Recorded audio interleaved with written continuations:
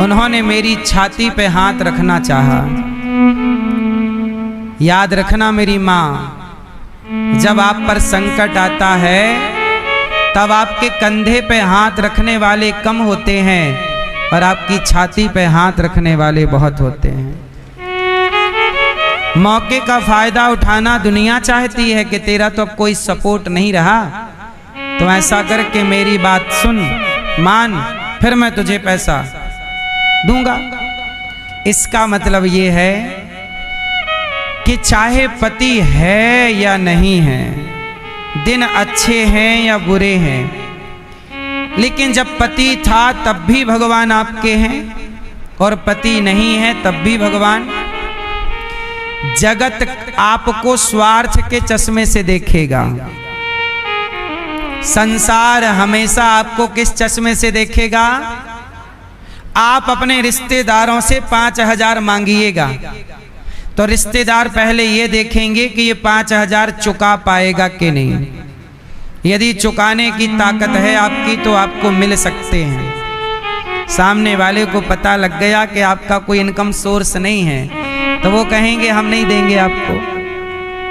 मतलब दुनिया 5,000 की भी मदद करना नहीं चाहता, लेकिन भगवान ने देखो ये आपकी आंख कितने की है? एक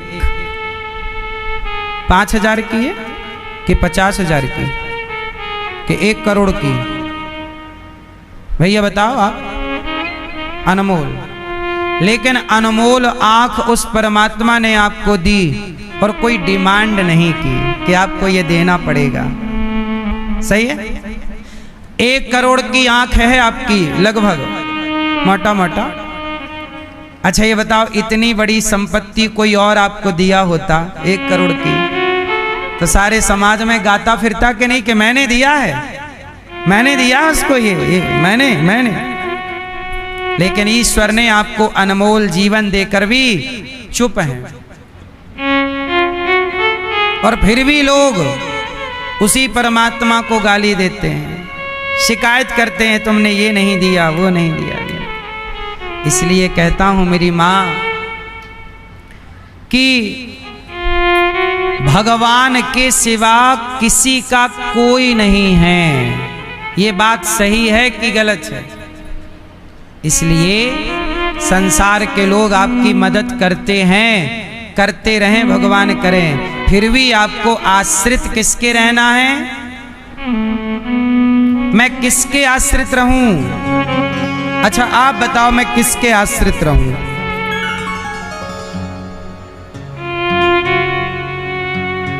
आप जिसके आश्रित रहो, आप किसी नेता के आश्रित रहने लग जाओ तो नेता आपको नचाएगा। आप किसी व्यक्ति के आश्रित रहो, वो आपको नचाएगा। इसलिए कहता हूं, आश्रय किसी का लेना है तो हनुमान जी इतने बड़े हैं पर वो राम के आश्रित हैं। अब बताओ इससे बड़ा उदाहरण मैं क्या दूं, क्या समझाऊं आपको? आप ही हैं जो जगत के आश्रित रहे आते हैं। जगत क्या दे सकता है? आपका पिता आपको क्या दे सकता है? पूरी संपत्ति? इससे ज्यादा क्या? आपकी पत्नी आपको क्या दे सकती है? शारीरिक सुख? इससे ज्यादा क्या? आपका पति आपको क्या दे सकता है? पैसा, सुख? इससे ज्यादा क्या? आपका बेटा आपको क्या दे सकता है? अच्छी परवरिश, अच्छी सेवा, अच्छी व्यवस्था, इज्जत। इससे ज्यादा क्या? लेकिन इससे भी ज्यादा यदि कोई दे सकता है, आपका परिवार आपको क्या मोक्ष दिला सकता है? क्या आपका परिवार आपके पापों से बचा सकता है? आपने जो पाप किए हैं, क्या आपका बेटा बचा लेगा आपको पाप से? क्या पिता बचा लेंगे? हाँ, अहम त्वा सर्व पापेभ्यो मोक्षयिष्यामि मा शुचः। भगवान गीता में कहते हैं कि अर्जुन, यदि तू मेरे आश्रित हो जाएगा, अर्थात भक्त मेरे आश्रित हो जाएगा, तो मैं भक्त के पाप से उसे मुक्त करके मोक्ष का अधिकारी बना दूंगा। मोक्षयिष्यामि मा शुचः, ये संसार का कोई व्यक्ति नहीं दे सकता आपको। इसलिए मेरी माँ गुलाम जगत के नहीं जगन्नाथ के गुलाम बनी है, मैं तो इनका ही हूं। प्रहलाद को हिरण्यकश्यपु ने कहा चल बोल तेरा भगवान कहाँ है। प्रहलाद जी ने कहा पिताजी मेरा भगवान कहाँ नहीं है। क्या इस खंबे पे तेरा भगवान है? बोले हाँ। खंबे पर जो प्रहार किया हिरण्यकश्यपु ने खंबा टूट गया और भक्त ने कहा था कि इस खंबे पर भगवान है, तो भक्त के वचन को सत्य करने के लिए स्वयं भगवान उस खंबे से प्रकट हो गए। बोलिए नरसिंह भगवान की। हिरण्यकश्यपु बोला तुम कौन हो? भगवान बोले मैं तेरी मृत्यु। हिरण्यकश्यपु बोला मैं मरूंगा नहीं, ना दिन को मरूं ना रात को। भगवान बोले ये संध्या का टाइम है, शाम का, ना ये दिन है और ना ये अब तो मरेगा। बोला अभी भी नहीं मरूंगा। बोले ब्रह्मा के बनाए 12 महीने मैं किसी भी महीने नहीं मरूंगा।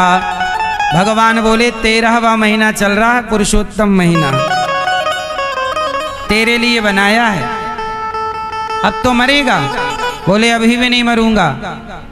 ब्रह्मा के बनाए किसी व्यक्ति से ना मरूं। भगवान बोले पागल, ब्रह्मा मुझे नहीं बनाते, मैं ब्रह्मा को बनाता हूं, अब तो मरेगा। बोला अभी भी नहीं मरूं, ना अस्त्र से ना शस्त्र से ना सुदर्शन से ना चक्र से नहीं मरूं। भगवान बोले ये नाखून मैंने फैशन में नहीं बढ़ाए, तुझे मारने के लिए बढ़ाया है। और नाखून नख से प्रहार किया, अतड़ियों की माला बनाकर पहन ली। हिरण्यकश्यपु का गोविंदाय नमो नमः। हिरण्यकश्यपु कितना होशियार था, क्या वरदान मांगा? ना दिन को मरूं ना रात के, ना अंदर मरूं ना बाहर, ना ऊपर मरूं ना नीचे, ना अस्त्र से ना शस्त्र से। 12 महीने में किसी महीने। इनडायरेक्ट ये क्या होना चाहता है? अमर। लेकिन मरना पड़ा कि नहीं?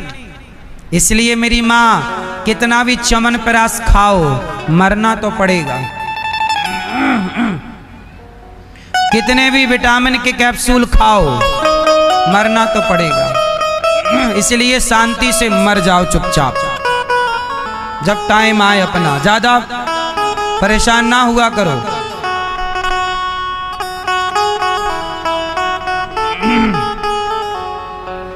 अपना जब टाइम आए चुपचाप भगवान का स्मरण करो और निकलो। ज्यादा परेशान होने की जरूरत, क्योंकि बचोगे है नहीं। खा लो तुम दवाइयां, खाओ और खाओ, ये कैप्सूल वो कैप्सूल, ये भस्म वो भस्म, खा लो, कुछ ना होगा। मरना तो पड़ेगा। बोलो हाँ। इसलिए ये दास अनिरुद्ध 24 घंटे तैयार रहता है। जब प्रभु मौका लगे आपको, जब आपका मन हो आप बुला लीजिएगा, बंदा तैयार है आपके लिए। क्यों? प्रभु को बोल रखा है दास ने, जब आपका मन हो बुला लीजिएगा, चुपचाप चलेंगे, कोई टेंशन वाली बात नहीं है। मरने से सब जग डरा, पर मेरे मन आनंद। कब मरी हूं कब भेंटी हूं, पूरन परमानंद। अच्छे लोगों की जरूरत तो भगवान को भी है। भगवान ने दास अनिरुद्ध से यहाँ गौरी गोपाल के द्वारा यहाँ आप भक्तों की, वृद्ध माओं की, गाय की सेवा कराई। अब भगवान मुझे यहाँ से बुलाकर किसी और अपने धाम, किसी और जगह पर भेजकर वहाँ सेवा का काम कराएंगे। हम तो भगवान से कहते हैं हमें मुक्ति उक्ति मत दीजिएगा। मुक्ति आलसी लोग चाहते हैं, हम क्या करेंगे मुक्ति का? इसलिए भगवान से हमने कहा कि भक्तों को तो दे दीजिएगा मुक्ति, पर प्रभु हमें मुक्ति ना दीजिएगा। हमें हर बार संसार में अपना दास बनाकर, अपना सेवक बनाकर, अपनी भक्ति देकर भेजिए। और हर बार हर जीवन में इन हाथों से दीन दुखियों की सेवा कराते रहिए प्रभु। हर जन्म में ये दास अनिरुद्ध आकर प्रभु आपके भक्तों की सेवा करे और आपका स्मरण करे। प्रभु आपके सिवा मैं किसी को ना जानूं, मैं किसी को जानना ही नहीं चाहता, क्या करूंगा जानकर। हर बार मैं आना चाहता हूं, प्रभु भेज देना आपका मन, वो भी मैं आपको परेशान नहीं कर रहा हूं, जो आपका मन हो। मैं अपनी बात कह रहा हूं कि मुझे मोक्ष भी मेरे लिए, देखो मैं भगवान को परेशान नहीं करता। कई लोग कहते हैं भगवान हमारा ये काम करा दो। भगवान को छोटे छोटे काम में परेशान नहीं करना चाहिए।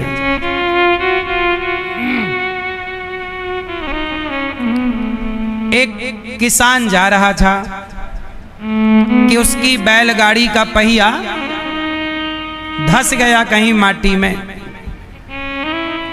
अब वो किसान थोड़ा भक्त था भगवान का। हे भगवान,